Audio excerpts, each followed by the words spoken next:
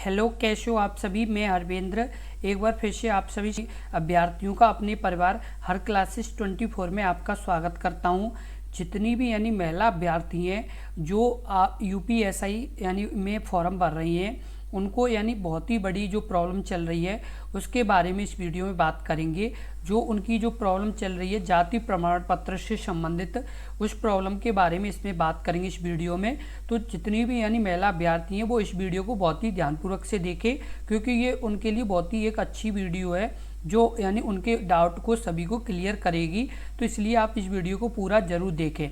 और ये जो नोटिस है वो उत्तर प्रदेश पुलिस भर्ती बोर्ड के द्वारा जारी किया गया है, जिसमें आपके जात प्रमाण पत्र को लेकर के स्पष्ट जो भी बातें बताई गई हैं वो इस वीडियो में हम आपको बताएंगे। और साथ के साथ जो भी आपकी प्रॉब्लम है वो सभी यहाँ पर डिस्कस करेंगे, क्योंकि बहुत से अभ्यर्थियों ने हमसे पूछा भी है कि सर हमें जैसे क्या करना चाहिए क्या नहीं करना चाहिए। तो वो सभी बातें अभी यहाँ पर बताएंगे। तो आप इस वीडियो को बहुत ही ध्यानपूर्वक से देखें।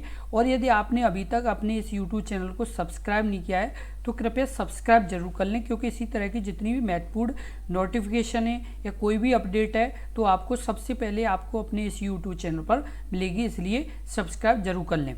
अब जैसे बात कर लेते हैं आपकी कि जो ये जो आपका शुद्धि पत्र है, इसमें आपको क्या बताया गया उसके बारे में बात कर लें। तो इसमें बताया गया उत्तर प्रदेश उप निरीक्षक नागरिक पुलिस एवं समकक्ष पदों पर सीधी भर्ती 2025 के अंतर्गत प्रकाशित सूचना संख्या PRPB उप निरीक्षक संवर्ग 3/2025 दिनांक 17/8/2025 के क्रमांक 3 में उल्लिखित शासनादेश संख्या टंकन त्रुटि के कारण त्रुटिपूर्ण अंकित हो गई। इसके स्थान पर क्रमांक 3 को निम्नानुसार पढ़ा जाए। जो आपकी पहले जो 17 तारीख को जो आपकी नोटिफिकेशन आई थी उत्तर प्रदेश पुलिस के उत्तर प्रदेश पुलिस बोर्ड के द्वारा, जिसमें जो क्रमांक 3 था उसमें गलती से जो चीज़ लिख गई थी उसे किस तरीके से आपको पढ़ना होगा वो यहाँ पर आपको बताया गया है, जिसमें कहा गया है कि महिला अभ्यर्थी को आरक्षण के लाभ हेतु जाति प्रमाण पत्र पिता पक्ष से प्रस्तुत करने के संबंध में ये आपका सबसे बड़ा सवाल है। क्योंकि जितनी भी महिला अभ्यर्थी उनका एक ही सवाल है कि सर इसके लिए हमें क्या करना चाहिए। जितनी भी जो महिला अभ्यर्थी हैं, चाहे वो SC से बिलोंग करती हूँ, चाहे OBC से, चाहे आपके चाहे वो SC से बिलोंग करती हूँ, चाहे ST से, चाहे OBC से, चाहे EWS से, किसी से भी इनमें से किसी से भी यदि वो बिलोंग करती हैं, जो भी महिला अभ्यर्थी हैं, चाहे अदर और भी जो जिसमें आपके कास्ट के सर्टिफिकेट का यूज होता है, वो सभी यहाँ पर ध्यान दें कि जिसमें आपकी SC ST OBC EWS से अन्य कोई जिसमें आपके कास्ट सर्टिफिकेट का जो यूज होता है, जिसके लिए आपका जो ये प्रॉब्लम चल रहा है उन्हें बता दें कि इसमें स्पष्ट बताया गया है कि महिला अभ्यर्थी की जाति का निर्धारण उसके पिता पक्ष से होता है। इस संबंध में शासनादेश संख्या 13/22/1692 TC थर्ड का 2014 दिनांक 17/12/2014 में संलग्न प्रारूप के अनुसार पिता पक्ष से जारी जाति प्रमाण पत्र को ही मान्य होगा। और उसके बाद कहा गया है अर्थात महिला अभ्यर्थियों को सलाह दी जाती है कि वह अपने पिता पक्ष से ही जारी प्रमाण पत्र को अपलोड करना सुनिश्चित करें। इसमें स्पष्ट आपको बताया गया है, वो बहुत ही अच्छी तरीके से बताया गया है। और आपको बता दें कि जो जनरल कैटेगरी है क्या है, जो जनरल कैटेगरी है उसमें कास्ट सर्टिफिकेट की ज़रूरत नहीं पड़ती। जो आपकी सामान्य वर्ग है, क्या सामान्य वर्ग, जो सामान्य वर्ग की महिला हैं उन्हें कास्ट सर्टिफिकेट की कोई ज़रूरत नहीं। केवल उनके जो अन्य डॉक्यूमेंट है जो आपसे मांगे गए वही डॉक्यूमेंट की ज़रूरत है। किसकी? जो अदर जो डॉक्यूमेंट, जो आपके डॉक्यूमेंट्स जो मांगे गए हैं आपसे वही डॉक्यूमेंट्स की आपकी केवल ज़रूरत है। आपको कास्ट सर्टिफिकेट की कोई ज़रूरत नहीं है। जाति प्रमाण पत्र की कोई ज़रूरत नहीं है। इसमें यानी क्या है, केवल SC ST OBC EWS और अन्य यानी जो जिसमें यानी कास्ट सर्टिफिकेट की ज़रूरत है उन्हें ही कास्ट सर्टिफिकेट बनवाना होगा।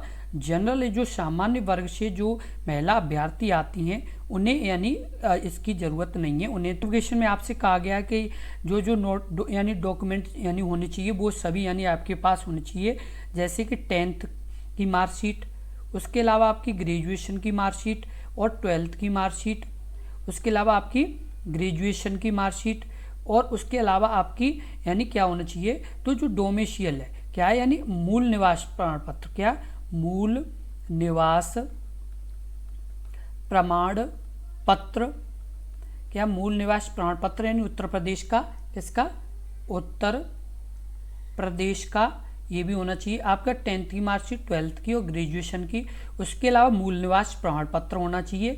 और अन्य जो डॉक्यूमेंट जरूरी हैं जो आपके डॉक्यूमेंट वेरिफिकेशन में ज़रूरत पड़ेगी वो यानी डॉक्यूमेंट होना चाहिए। केवल ये जो आपकी कास्ट सर्टिफिकेट है वो SC ST OBC EWS महिला वर्ग की अभ्यर्थियों को और अन्य जो जिसमें आपकी यानी ST अलावा और OBC इनके अलावा जो अन्य में जैसे कास्ट सर्टिफिकेट की ज़रूरत है उनको यानी जाति प्रमाण पत्र बनवाना पड़ेगा। अंततः जो जनरल यानी सामान्य वर्ग से जो अभ्यर्थी हैं उन्हें इसकी ज़रूरत नहीं है, क्योंकि स्पष्ट इसमें क्या है कि ये पहले से भी हुआ है कि जो सामान्य वर्ग से अभ्यर्थी जो फॉर्म भरते हैं उन्हें यानी अपना जाति प्रमाण पत्र देने की कोई ज़रूरत नहीं होती, उनका तो डायरेक्ट यानी फॉर्म भरा जाता है। तो इस चीज़ का आप ज़रूर ध्यान रखें। और अब आपके पास समय भी बहुत कम है तो आप यानी समय रहते हुए यानी अपना फॉर्म भर दें, क्योंकि जो इसकी लास्ट डेट है वो आपकी 11 सितंबर है। कितनी है? 11 सितंबर है आपकी इसकी लास्ट डेट। 11 सितंबर 2025 की इसकी लास्ट डेट है। और आपको बता दें, यदि आपने अभी अच्छे से अपनी तैयारी शुरू नहीं की है और आप अपनी तैयारी में अभी समय लगा रहे हैं तो ये आप ये मानो कि अपना स्कोर कम कर रहे हैं।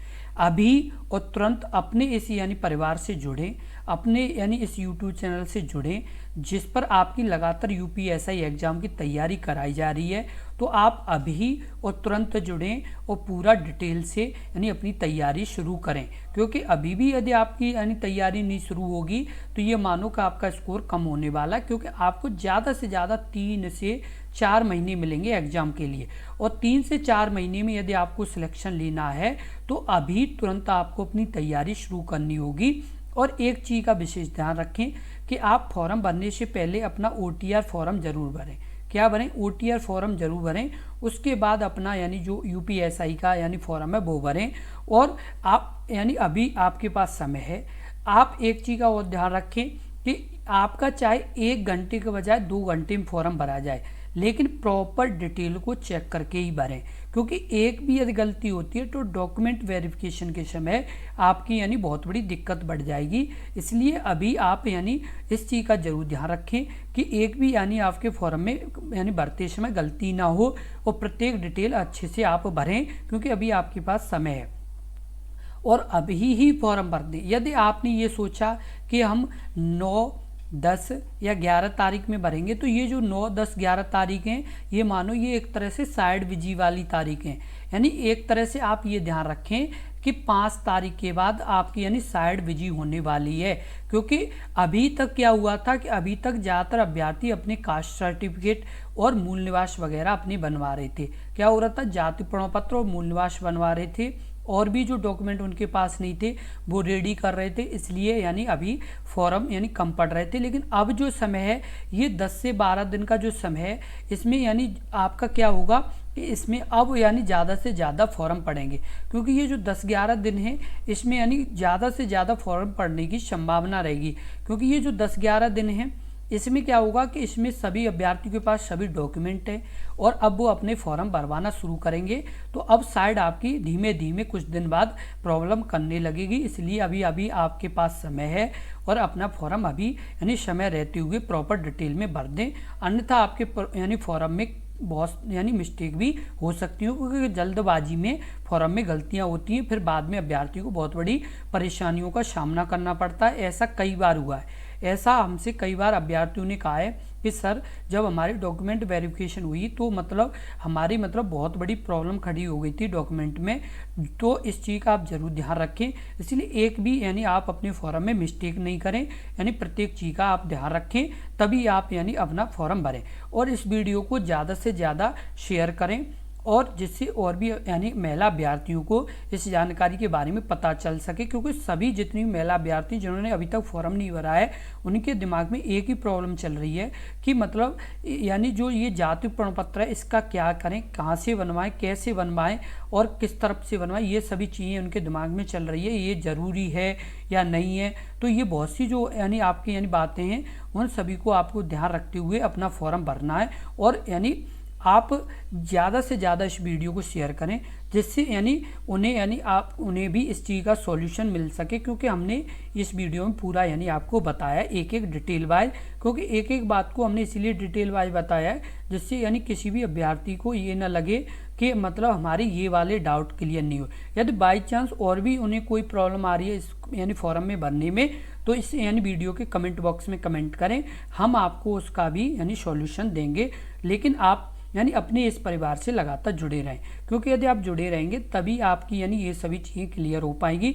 और साथ के साथ अपने इस यूट्यूब चैनल पर आपकी यूपीएसआई एग्ज़ाम की लगातार तैयारी कराई जा रही है, जिसमें आपकी यानी हिंदी की भी यानी वीडियो आपकी, उसके अलावा संविधान की भी, मूल विधि की, उत्तर प्रदेश की भी, और प्रैक्टिस सेट यानी ज़्यादातर जो सब्जेक्ट आपके यूपीएसआई एग्ज़ाम में आ रहे हैं वो सभी की तैयारी लगातार कराई जा रही है। इसलिए आप यानी लगातार जुड़े रहें। धन्यवाद।